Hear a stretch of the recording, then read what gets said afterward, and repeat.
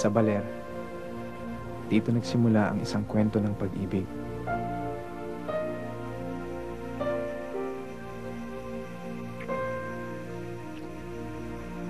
Felisa, ihatid na kita. Hindi pwede. Baka may makakita sa atin. Mas delikado. Ruega por nosotros, Santa Madre. Nos protejas de todo peligro. Y que siempre tengamos la fuerza para enfrentar. Cuídate. Mag-ingat ka rin, Celso.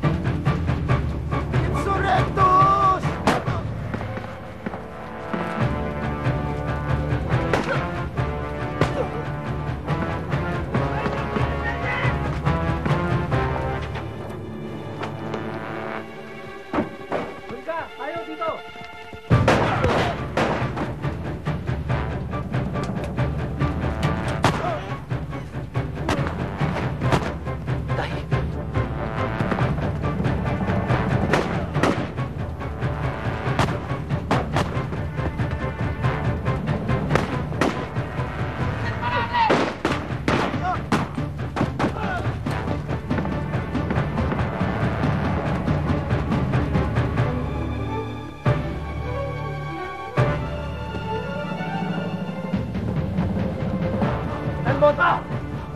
Wala ka nang pupuntahan pa. Suko ka na!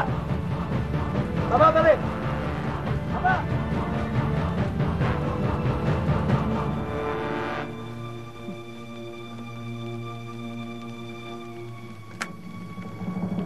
Niente Mota.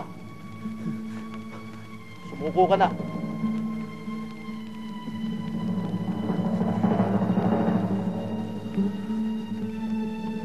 ¡Viva España!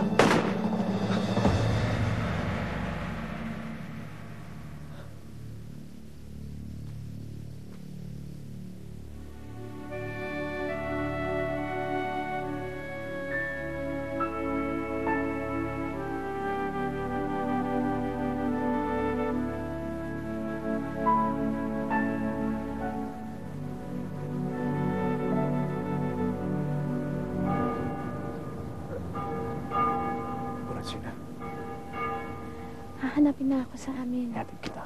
Hindi pwede. Si tatay. Felisa.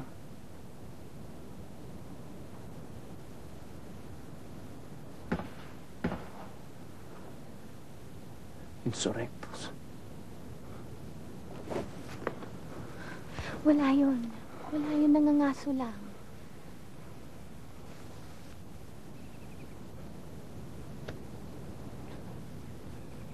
Dumadami na daw ang mga rebelde. Baka mangyari ulit yung nangyari noong nakaraang taon. Mag-iingat kayo sa mga traidor. Magkikita ba tayo ulit bukas? Maaari tayo magkita sa Pampang. Hasta cuando nos fuéramos de hasta mañana. Ano yun? Pakiulit muli. Felisa, marunong ka na. Isang taon na kitang tinuturuan. Pero hindi ko maintindihan kapag mabilis. Bueno. Sabihin mo ito. Nunca. Nunca. Te. Olvidaré. Nunca te olvidaré. Nunca te olvidaré. Nunca te olvidaré. Nunca te olvidaré. Ibig sabihin, hindi kita malilimutan.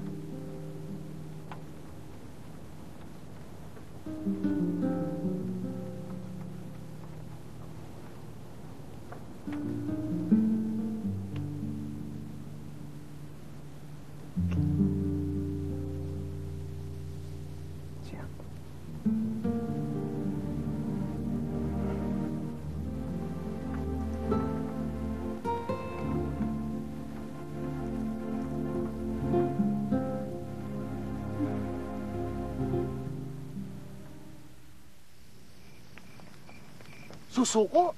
Nalagdaan na sa biyak na bato ang kasunduan ng tigil putukan. Kasunduan nila yon.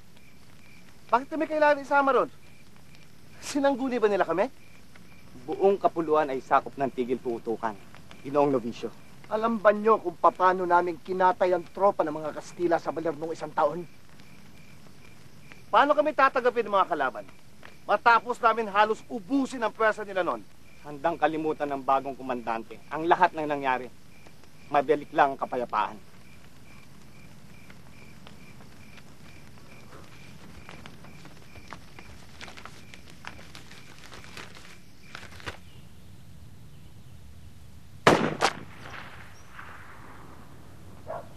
Gabriel, nakita mo yon?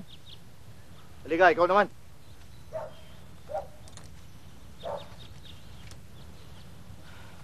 Huwag kang lalamya-lamya dyan. Sintayin mo mabuti. Kaya mo yan. Sige.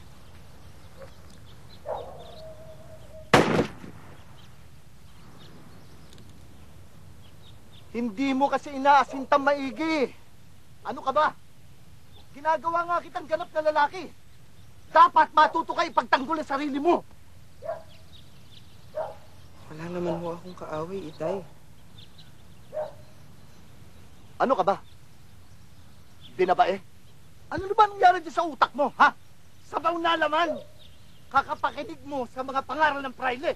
Kailangan baril mo.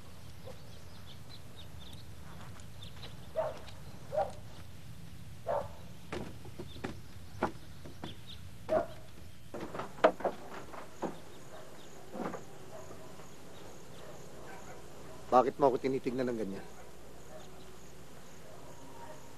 Wala po. Wala?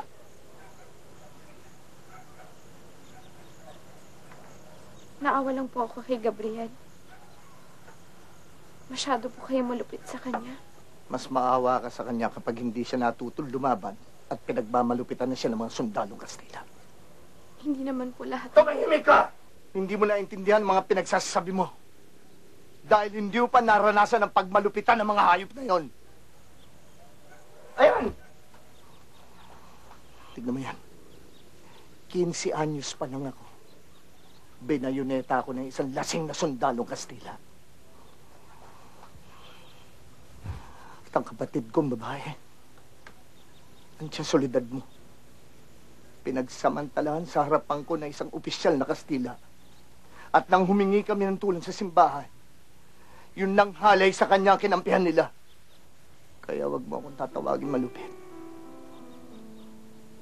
Dahil alam ko kung anong tunay na kalupitan.